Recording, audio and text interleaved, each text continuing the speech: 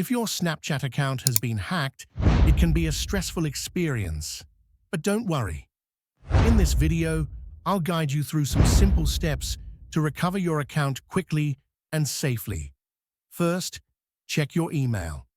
If Snapchat detects unusual activity on your account, they may send you an email alert. Open the email associated with your Snapchat account and look for any messages from Snapchat about suspicious logins or password resets. If there's a reset link in the email, use it to regain control of your account. If that doesn't work, go to the Snapchat login page and try resetting your password. Click on Forgot Password and select either your email or phone number for verification. Snapchat will send you a code. Just enter it and create a strong, new password.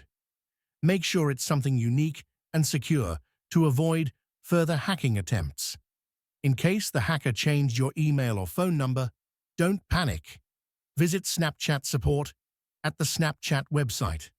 There, select the I can't access my account option and choose I think my account was hacked.